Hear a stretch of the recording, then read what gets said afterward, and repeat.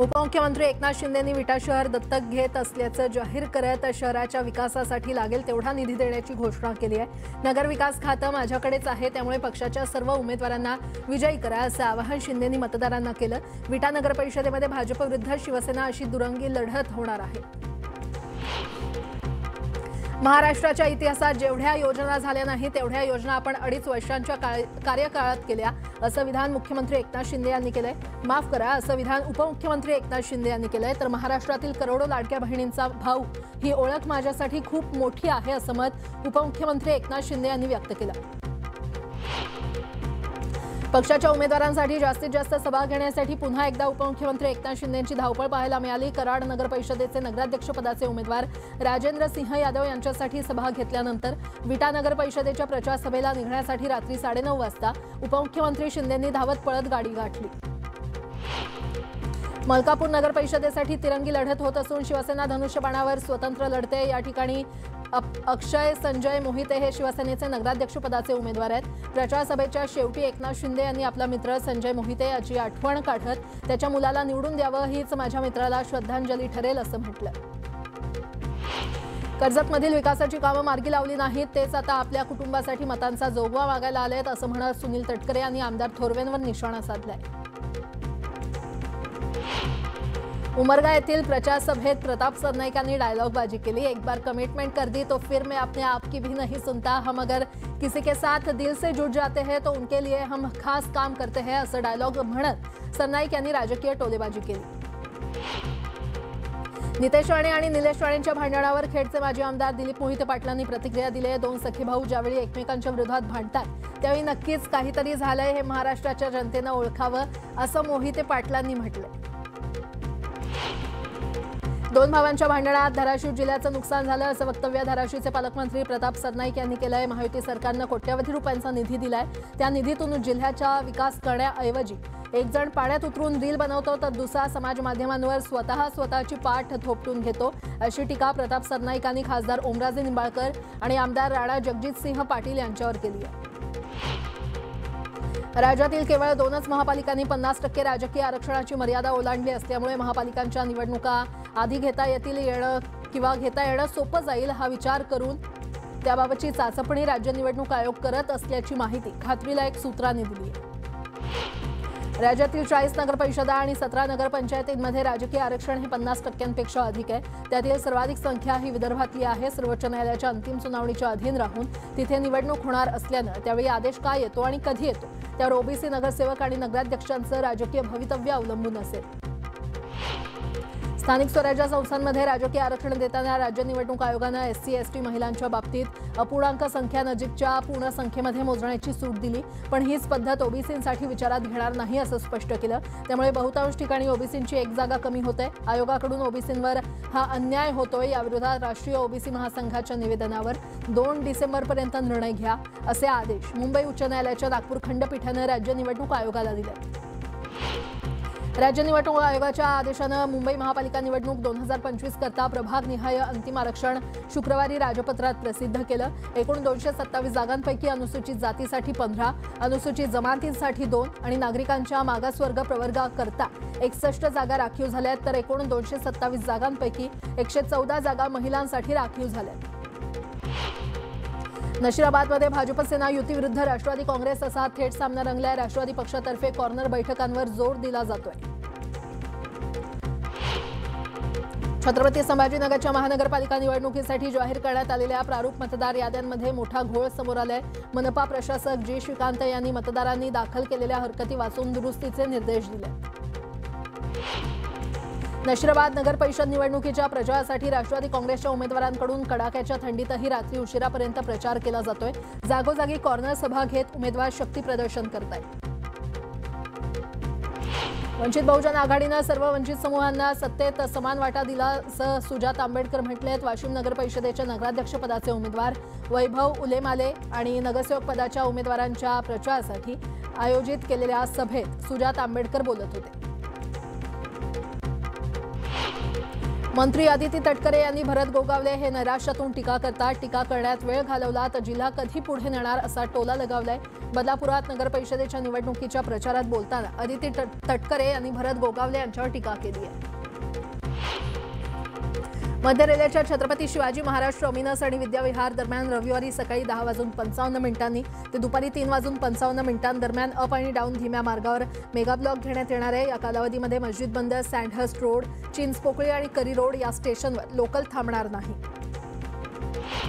आरे ते कफ परेड या भुयारी मेट्रो 3 मार्गिकेवर मासिक पास सुविधा शुक्रवारपासून सुरू करण्यात आली आहे. मेट्रो कनेक्ट 3 ॲपवर हे सवलतीचे मासिक पास उपलब्ध होणार आहेत. त्यातून प्रवाशांना दरमहा 60 ट्रिप पासवर 15% तर 45 ट्रिप पासवर 10% सवलत मिळणार आहे. पश्चिम रेल्वेच्या विरार डहाणू रोड मार्गावर पहिल्यांदाच 15 डब्यांच्या लोकल धावणार आहेत. नवीन वर्षात लागू होणाऱ्या वेळापत्रकामध्ये हा बदल अपेक्षित असून त्यानुसार 15 डब्यांच्या 6 फेऱ्या चालवल्या जाऊ शकतात. तर चर्चगेट विरार दरम्यान एसी गाड्यांच्या फेऱ्या देखील वाढवण्यात येणार असल्याचं अधिकाऱ्यांनी सांगितलं. नागपाडा येथील तांबावाला इमारत, देवजी धरसी इमारत आणि जोहरा मेन्शन या इमारतींचा रखडलेला पुनर्विकास आता म्हाडा करणार आहे. राज्य सरकारनं या इमारतींचा पुनर्विकास करण्यास मंजुरी दिली आहे. मात्र या इमारतींचा पुनर्विकास अर्ध्यावर सोडून देणाऱ्या विकासकावर गुन्हा दाखल करून त्याला काळ्या यादीमध्ये टाकलं जाणार आहे. उत्तर भारतातून दक्षिणेकडे पुन्हा थंड वारे वाहण्यास सुरुवात झाली असल्यानं मध्य महाराष्ट्र, मराठवाडा आणि उत्तर कोकणचा किमान तापमानाचा पारा शनिवारपासून खाली येणार आहे. मुंबईचं किमान तापमान 17 तर राज्यभरातील किमान तापमान 10 अंश सेल्सिअसपर्यंत राहणार आहे. मुंबई शहरात ज्या ठिकाणी सर्वाधिक वायू प्रदूषण आहे त्या ठिकाणी सुरू असलेल्या बांधकामांच्या ठिकाणांची पाहणी करण्यासाठी मुंबई उच्च न्यायालयानं 5 जणांची समिती नेमली आहे. ही समिती यापूर्वी जारी केलेल्या मार्गदर्शक तत्वांचं पालन करण्यात येत आहे की नाही याची पडताळणी करणार आहे. कॅन्सर निदान उपचारात सुधारणा करण्यासाठी उच्च दर्जाची उपकरणं उपलब्ध असणं आवश्यक आहे. त्या अनुषंगाने राज्यातील शासकीय वैद्यकीय महाविद्यालयांकडून त्यांच्या खरेदीसाठी शासनाला प्रस्ताव प्राप्त येत असतात. मात्र खरेदी प्रस्तावांमध्ये मोठी तफावत दिसून येत असल्यानं या सर्व बाबींचा एकत्रित आणि निष्पक्ष विचार करून शासनाला शिफारसी करण्यासाठी वैद्यकीय शिक्षण विभागानं राज्यस्तरीय समिती स्थापन केलेली आहे.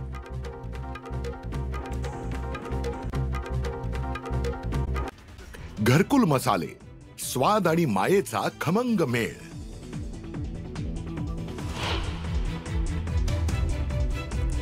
कोर्टाच्या निर्णयानंतर विकेंडला निवडणुकीच्या प्रचाराचा धुरळा. आज आणि उद्या उमेदवारांकडून जोरदार प्रचार.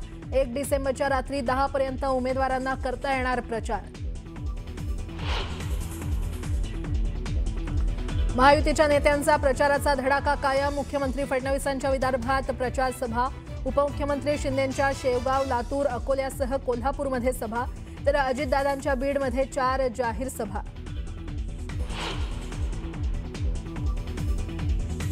भाजपमध्ये घराणेशाही आणि परिवारवादाला थारा नाही. काँग्रेस, शरद पवारांची राष्ट्रवादी आणि ठाकरेंच्या पक्षातील घराणेशाहीचा उल्लेख करत महाजनांचा हल्लाबोल.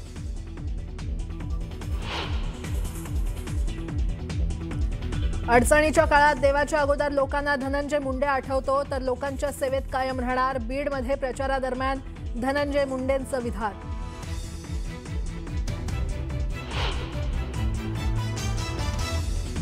सिंधुदुर्ग जिल्ह्यात नारायण राणेंची कारकीर्द संपवण्याचा कट सुरू. आमदार दीपक केसरकरांचा दावा. तर मोठ्या माणसाचा अपमान करताना काही वाटलं नाही का, केसरकरांचा सवाल.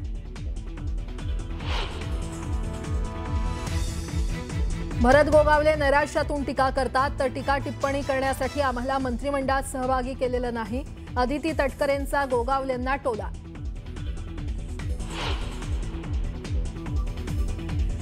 कोकणात राणे बंधूंमधील संघर्ष टोकाला. जे करायचं ते करा, माझे हात स्वच्छ आहेत. नितेश राणेंच्या टीकेवर निलेश राणेंचा पलटवार. सरपंच संतोष देशमुखांच्या हत्येला 1 वर्ष पूर्ण. पुण्यस्मरणानिमित्त सुरेश धस आणि मनोज जरांगे घेणार कुटुंबियांची भेट. आणि A320 विमानांमध्ये सोलर रेडिएशनचा धोका. एअरबस कंपनीकडून अलर्ट. रेडिएशनमुळे फ्लाईट कंट्रोल डेटा करप्ट होण्याची शक्यता. इंडिगो, एअर इंडियासह स्पाइस जेटच्या उड्डाणांवर परिणाम.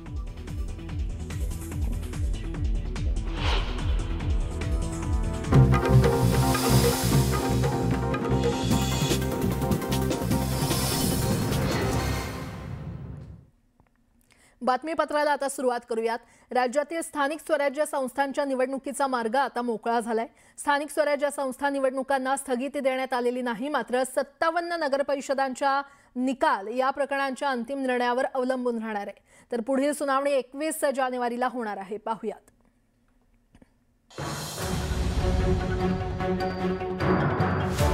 जिल्हा परिषदांच्या निवडणुकांचा धुराळा उडणार असल्याचं सुप्रीम कोर्टाच्या सुनावणीत स्पष्ट झालंय। नगरपालिका निवडणुकीनंतर लगेचच जिल्हा परिषदेच्या निवडणुकांचे पडघम वाजणार आहेत। राज्यातील स्थानिक स्वराज्य संस्थांच्या निवडणुकीत 50% आरक्षणाची मर्यादा ओलांडल्याच्या आक्षेपावर सुप्रीम कोर्टात सुनावणी झाली। सरन्यायाधीश सूर्यकांत आणि न्यायमूर्ती जोयमाला बागची या 2 सदस्यीय खंडपीठासमोर या प्रकरणाची सुनावणी झाली। हे प्रकरण 3 न्यायाधीशांकडे सुनावणीसाठी पाठवण्याचा निर्णय घेण्यात आला।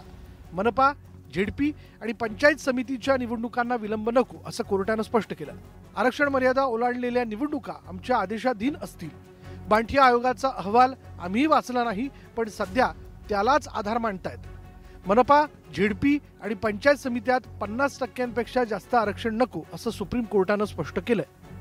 सगळ्यात महत्त्वाचं आजच्या हिअरिंगमध्ये महाराष्ट्रासाठी खरोखरच एक ऐतिहासिक दिवस आहे की महानगरपालिका जिथे अनेक महानगरपालिकांच्या 11 वर्षापूर्वी निवडणुका झाल्या, 5 वर्ष झाले इथं प्रशासक आहेत अनेक महानगरपालिकांवर, त्या त्वरित नोटिफाय करायला सांगितलं, ज्यामध्ये बीएमसीचा सुद्धा समावेश आहे। बीएमसी आहे, पुणे आहे, नाशिक आहे, नागपूर, औरंगाबाद, छत्रपती संभाजीनगर या सगळ्या कॉर्पोरेशन्सचे नोटिफाय झालेले आहेत। सुप्रीम कोर्टाचा अंतिम निर्णय अजून आलेला नाही, त्यामुळे आगामी काळात काय होऊ शकतं हे आता पाहूयात। मात्र 40 नगर परिषदा आणि 17 नगरपंचायतींमध्ये आरक्षणाची मर्यादा 50%हून अधिक आहे। त्यांचा निकाल या प्रकरणाच्या अंतिम निर्णयावर अवलंबून असणार आहे।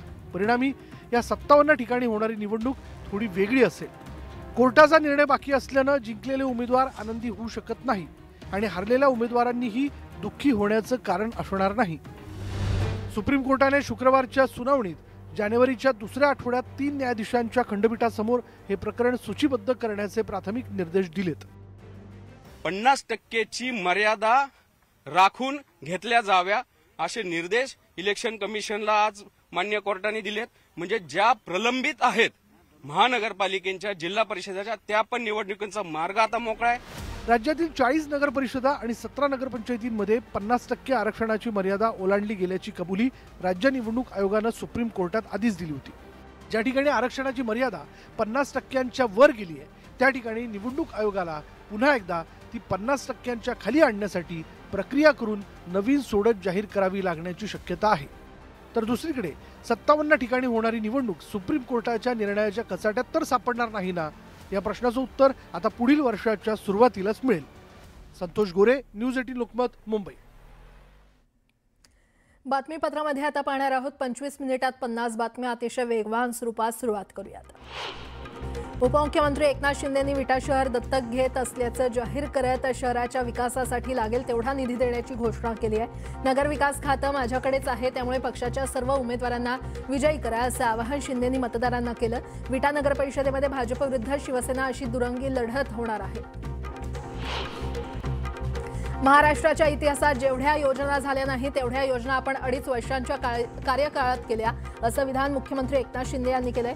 माफ करा, असं विधान उपमुख्यमंत्री एकनाथ शिंदे यांनी केलंय। तर महाराष्ट्रातील करोडो लाडक्या बहिणींचा भाऊ ही ओळख माझ्यासाठी खूप मोठी आहे असं मत उपमुख्यमंत्री एकनाथ शिंदे यांनी व्यक्त केलं। पक्षाच्या उमेदवारांसाठी जास्तीत जास्त सभा घेण्यासाठी पुन्हा एकदा उपमुख्यमंत्री एकनाथ शिंदेंची धावपळ पाहायला मिळाली। कराड नगर परिषदेचे नगराध्यक्षपदाचे उमेदवार राजेंद्र सिंह यादव यांच्यासाठी सभा घेतल्यानंतर विटा नगर परिषदेच्या प्रचार सभेला निघण्यासाठी रात्री 9:30 वाजता उपमुख्यमंत्री शिंदेंनी धावत पळत गाडी गाठली। मलकापूर नगर परिषदेसाठी तिरंगी लढत होत असून शिवसेना धनुष्यबाणावर स्वतंत्र लढते। या ठिकाणी अक्षय संजय मोहिते हे शिवसेनेचे नगराध्यक्षपदाचे उमेदवार आहेत। प्रचार सभेच्या शेवटी एकनाथ शिंदे यांनी आपला मित्र संजय मोहिते याची आठवण काढत त्याच्या मुलाला निवडून द्यावं, हीच माझ्या मित्राला श्रद्धांजली ठरेल असं म्हटलं। कर्जतमधील विकासाची कामं मार्गी लावली नाहीत, तेच आता आपल्या कुटुंबासाठी मतांचा जोगवा मागायला आलेत असं म्हणत सुनील तटकरे यांनी आमदार थोरवेंवर निशाणा साधलाय। उमरगा येथील प्रचार सभेत प्रताप सरनाईकांनी डायलॉगबाजी केली। एक बार कमिटमेंट कर दी तो फिर मैं अपने आप की भी नहीं सुनता। हम अगर किसी के साथ दिल से जुड़ जाते हैं तो उनके लिए हम खास काम करते हैं, असं डायलॉग म्हणत सरनाईक यांनी राजकीय टोलेबाजी केली। नितेश राणे आणि निलेश राणेंच्या भांडणावर खेडचे माजी आमदार दिलीप मोहिते पाटलांनी प्रतिक्रिया दिली आहे। दोन सखे भाऊ ज्यावेळी एकमेकांच्या विरोधात भांडतात त्यावेळी नक्कीच काहीतरी झालंय, हे महाराष्ट्राच्या जनतेनं ओळखावं, असं मोहिते पाटलांनी म्हटलंय। दोन भावांच्या भांडणात धाराशिव जिल्ह्याचं नुकसान झालं असं वक्तव्य धाराशिवचे पालकमंत्री प्रताप सरनाईक यांनी केलंय। महायुती सरकारनं कोट्यवधी रुपयांचा निधी दिलाय, त्या निधीतून जिल्ह्याचा विकास करण्याऐवजी एक जण पाण्यात उतरून रील बनवतो तर दुसरा समाज माध्यमांवर स्वतःची पाठ थोपटून घेतो, अशी टीका प्रताप सरनाईकांनी खासदार ओमराजे निंबाळकर आणि आमदार राणा जगजितसिंह पाटील यांच्यावर केली आहे। राज्यातील केवळ 2च महापालिकांनी 50% राजकीय आरक्षणाची मर्यादा ओलांडली असल्यामुळे महापालिकांच्या निवडणुका आधी घेता येणं सोपं जाईल, हा विचार करून त्याबाबतची चाचपणी राज्य निवडणूक आयोग करत असल्याची माहिती खात्रीलायक सूत्रांनी दिली आहे।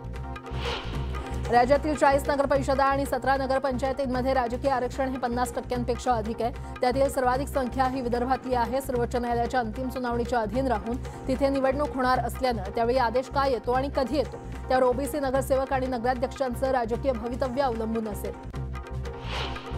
स्थानिक स्वराज्य संस्थांमध्ये राजकीय आरक्षण देताना राज्य निवडणूक आयोगानं SC/ST महिलांच्या बाबतीत अपूर्णांक संख्या नजीकच्या पूर्ण संख्येमध्ये मोजण्याची सूट दिली, पण हीच पद्धत ओबीसींसाठी विचारात घेणार नाही असं स्पष्ट केलं। त्यामुळे बहुतांश ठिकाणी ओबीसींची एक जागा कमी होते। आयोगाकडून ओबीसींवर हा अन्याय होतोय, याविरोधात राष्ट्रीय ओबीसी महासंघाच्या निवेदनावर 2 डिसेंबरपर्यंत निर्णय घ्या, असे आदेश मुंबई उच्च न्यायालयाच्या नागपूर खंडपीठानं राज्य निवडणूक आयोगाला दिले। राज्य निवडणूक आयोगाच्या आदेशानं मुंबई महापालिका निवडणूक 2025 करता प्रभागनिहाय अंतिम आरक्षण शुक्रवारी राजपत्रात प्रसिद्ध केलं। एकूण 227 जागांपैकी अनुसूचित जातीसाठी 15, अनुसूचित जमातींसाठी 2 आणि नागरिकांच्या मागासवर्ग प्रवर्गाकरता 61 जागा राखीव झाल्यात, तर एकूण 227 जागांपैकी 114 जागा महिलांसाठी राखीव झाल्यात।